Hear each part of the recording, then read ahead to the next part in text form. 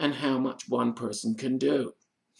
However, sometimes it's a judgment call where we have to weigh the things that we're involved in against our commitment to Christ. If we're spending 2 or 3 hours a day in the gym and not praying or reading our Bibles the way that we ought to, then we have to make a choice as to what is more important. The sin which doth so easily beset us is a call for us to be morally pure. As Christians, we know that we are to avoid all evil and ungodliness. But the charge here, it's more personal. It relates to our own personal inclination to sin. The sins that beset us are the things which tend to ensnare us, overtake us, and keep us bound. Some of us may need to spend less time on the internet, watch who we are spending time with, and maybe what we're watching on the television. For some of us, it may be lust or greed. What we have to do in this case is we have to avoid even the triggers that may send us off in the wrong direction. It is a call for extreme discipline. And I know that discipline is a word that none of us really likes to hear, but sometimes it's not an option, it's a requirement. These things must be discarded in order that we can run with patience the race that is set before us. And the meaning of the word run here is to strive hard for, or to exert oneself to. We each have our own personal race to run, and we are to run in such a way that we reach our goal and obtain the prize. And in order to do that, it will take discipline, it will require patience and endurance. The Christian life is not a sprint, it's a marathon. It's not how quickly you start, it's about how well you finish. Looking unto Jesus, the author and finisher of our faith, who for the joy that was set before him endured the cross, despising the shame, and is set down at the right hand of the throne of God. Though there are many worthy examples in chapter 11, the supreme example of steadfast fortitude is, of course, Jesus himself. Looking unto Jesus means to fix our eyes firmly upon him. Instead of keeping our focus on the race, we are to keep our eyes on the finish line. Jesus is the author and the finisher of our faith. Our faith begins with Jesus. He is its source. He is our trailblazer. He is the one who went first and showed us how it's done. If you want to live a life of faith, then we must look at the life of Jesus.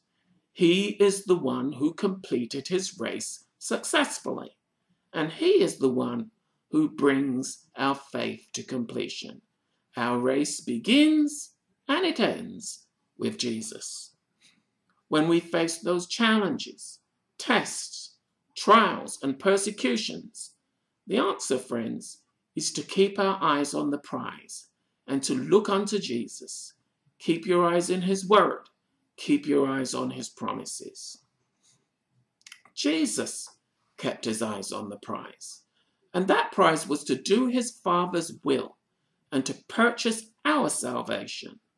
And this was his passion. It was the thing that motivated him. This is the joy that was set before him. Jesus anticipated a joyous reunion with his Father and with all the redeemed who would later follow him. It was this joy that enabled him to endure the cross. In enduring the cross, Jesus had to look past the horrific physical agony and torture that he experienced on the cross, including the beatings, the scourgings, and all of the humiliation that took place on his way there.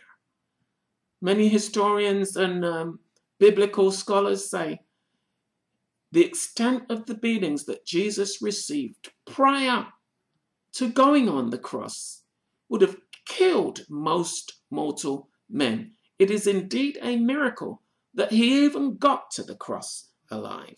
However, this joy enabled him to despise the shame. And the cross was a place of complete humiliation.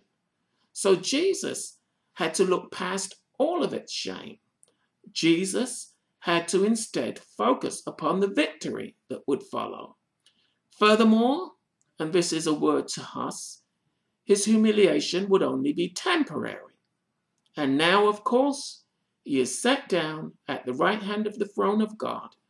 Jesus now sits in a position of exalted authority forever and ever and ever.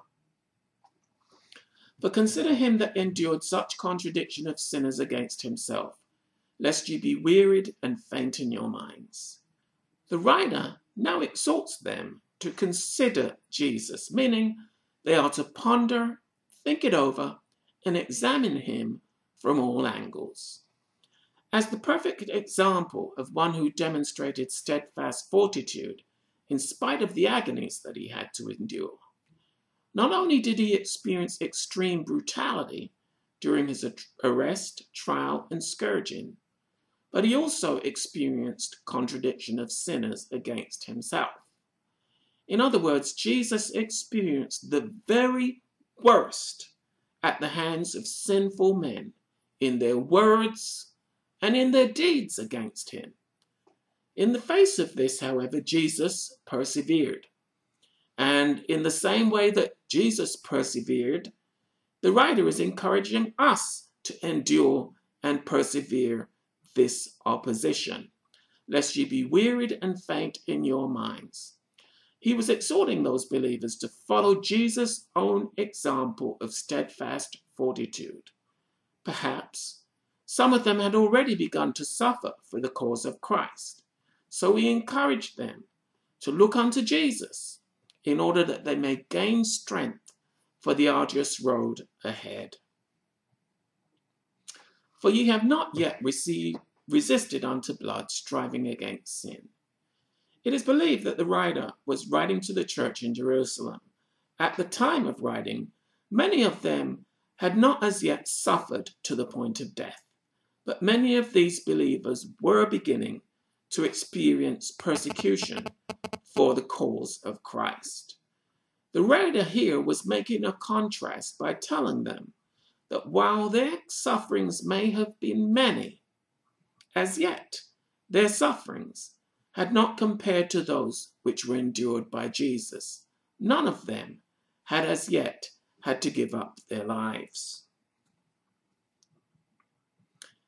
And ye have forgotten the exhortation which speaketh unto you as unto children. My son, despise not thou the chastening of the Lord, nor faint when thou art rebuked of him. In the previous section, the writer was telling these believers to have steadfast fortitude when suffering opposition from sinners. Now he is encouraging them to show steadfast fortitude and endure the chastening of God. For it could be that through the opposition of sinners, God was working out his divine discipline in the lives of these believers. God will use chastening as a means of developing Christian maturity in us.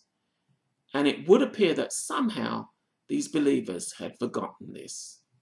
Chastening refers to the training of a child, where a parent, in love, will include teaching, discipline, and correction in order to properly raise that child.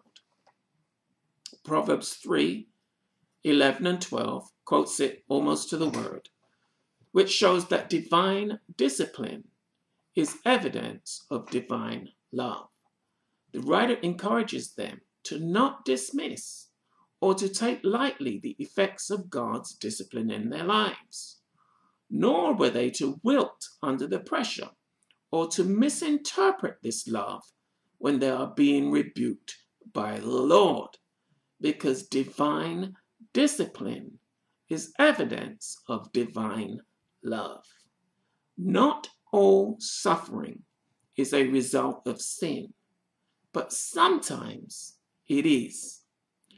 And the best way for us to learn the lesson is for us to experience the hand of God in allowing us to deal with the consequences of our actions.